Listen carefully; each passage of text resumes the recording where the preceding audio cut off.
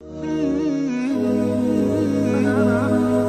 ہمارے میرے بڑے برادر مکرم حضرت مولانا مفتی محمد رفیع عثمانی صاحب دامت برکاتہم العالیہ صدر دارالعلوم کراچی آج کل صاحب فراش ہیں، لیکن الحمدللہ اب بات کرنے میں نسبتاً سہولت ہو گئی ہے، تو حضرت والا کچھ کلمات ارشاد فرمائیں گے، براہ کرم اہتمام کے ساتھ سماعت فرمائیں۔ السلام علیکم ورحمۃ اللہ وبرکاتہ۔ کیا کہوں، کس بات سے کہوں، کیسے الفاظ بیان کروں، سمجھ میں نہیں آ رہا۔ رمضان کے مرتبہ رمضان سے پہلے ہی سے بھی حفظ قرآن اور تراویح میں سلانے کا معمول نہیں رہا تھا۔ تقریباً 39 سال حفظ قرآن تراویح میں سنا ہے،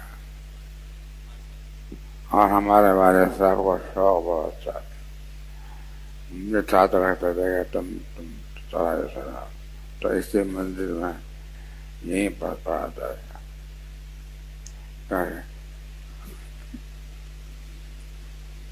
بیماری آ گئی، معذور ہو گیا، 5 وقت کی نماز بھی آسان نہ رہی، روزمرہ کے تلاوت بھی چھوٹتی گئی،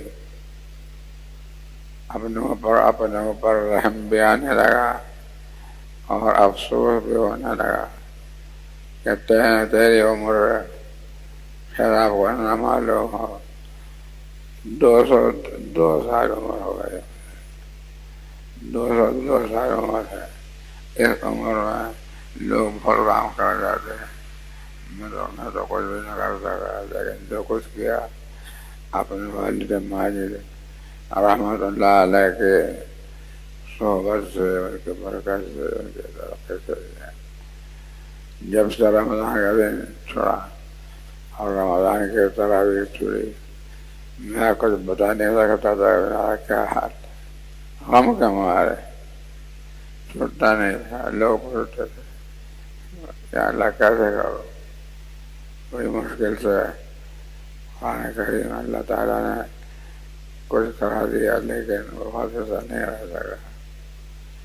اللہ تعالیٰ ان کے جزائے خیر دے، جزائے خیر دے۔ ہمارے برادر محترم مولانا محمد تقی صاحب عثمانی کو اللہ تعالیٰ نے ان کو ملکہ کمالات دیا ہے، اور انہوں نے نمازوں کا اور خطبہ بیان کا بہت تمام انتظام کیا، اور اس کے اثرات الحمدللہ پورے ادارے میں محفوظ ہوئے۔ اس پورے مہینے میں آپ سے خطاب کی طرح نہیں کرتا رہا، اب بھی خطاب کی طرح خطاب نہیں ہوتا ہے، لیکن الفاظ ادا نہیں ہوتے تھے۔ میں نے سوچا کہ آج رمضان کی آخری تاریخ ہے،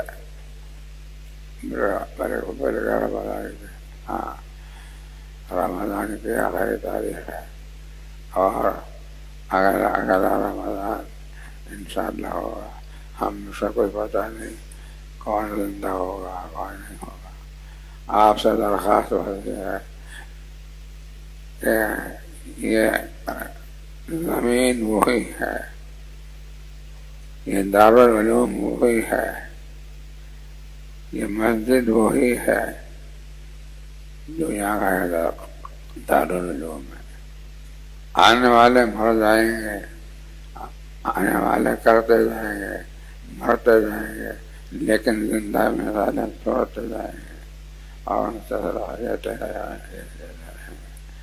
بس مجھے آپ سے درخواست ہے کہ آپ مجھے جو کوتاہیاں ہمیں ہوگی، ناظم ایک بات ہی ہے کہ ناظم جو ہوتا ہے اس کو غصہ بہت ہوتا ہے، بات پر اس کو ٹوکنا پڑتا ہے، تو اس وجہ سے ناراضگی بھی ہوتی ہے، اور پیار تو بہت آتا ہے، لیکن افسوس یہ ہے کہ پیار جتنا آنا چاہیے تھا اتنا نہیں آتا۔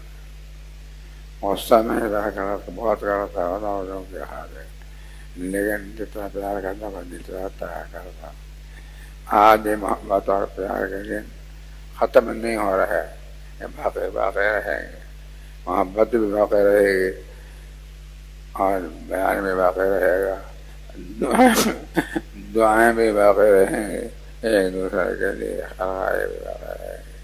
آپ سے درخواست ہے کہ قصے دعاؤں میں شریک ہو جائیں، اپنے اپنے طور پر، جہاں بھی کوئی ہے، ہر نماز کے بعد، ہر نیک کے بعد، نیک کام کے بعد نماز کا دعا کریں۔